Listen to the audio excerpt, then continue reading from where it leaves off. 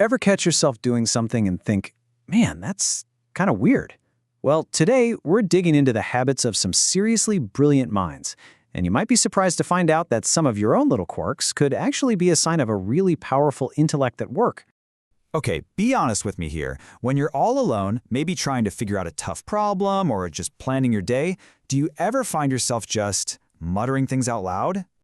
Well, if you said yes, then congratulations. That little habit you might have been taught was kind of strange is actually a powerful cognitive tool.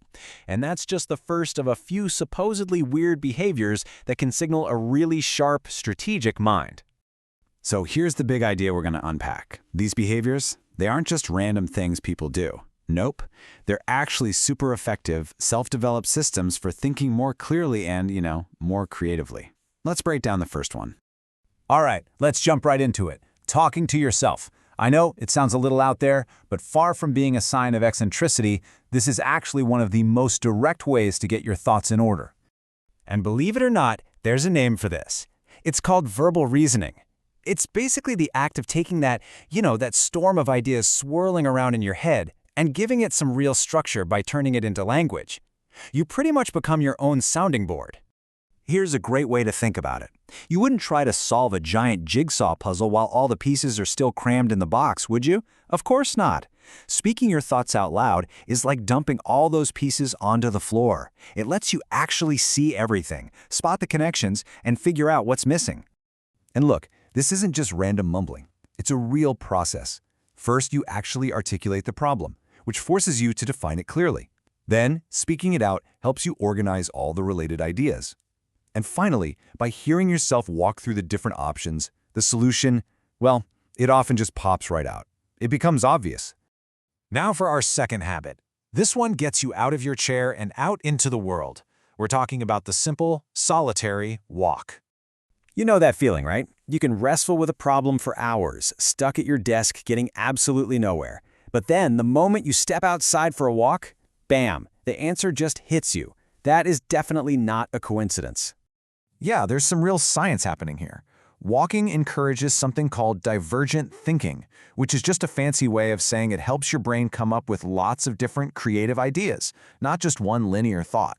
It lets your conscious mind kind of chill out, which gives your subconscious the space it needs to connect the dots. We call this mental incubation, and it is an incredibly powerful tool for solving those really tricky problems. All right, our third and final habit. I have a feeling this one is going to be a huge relief for some of you. We're talking about the messy desk, the cluttered room, and the hidden genius behind it all. So what looks like a total disaster on the surface is very often a deliberate, high-level strategy. Seriously. The person with the messy desk isn't necessarily disorganized. They're making a conscious choice to spend their limited brain power on what really matters, like that complex project on their screen, not on the low-impact job of tidying up all the time. This whole idea is called selective organization. It's the concept that you can be messy in one area, say your physical desk, so you can be perfectly structured and focused in another, like in the code you're writing. It's all about saving your mental energy for the work that counts. So let's bring this all home. Talking to yourself, taking walks alone, even keeping a bit of a creative mess. These aren't just random quirks. You can think of them as your hidden superpowers for better thinking. So it's really all about reframing these habits, right? What some people might see as just being eccentric is actually a powerful tool for verbal reasoning. What looks like aimless wandering is really creative incubation at work. And what seems like total disorganization is in fact incredibly smart cognitive prioritization. Ultimately, what it comes down to is this. Smart people create their own systems to manage their brain power. So what looks weird from the outside is often a highly functional, perfectly logical internal system in action.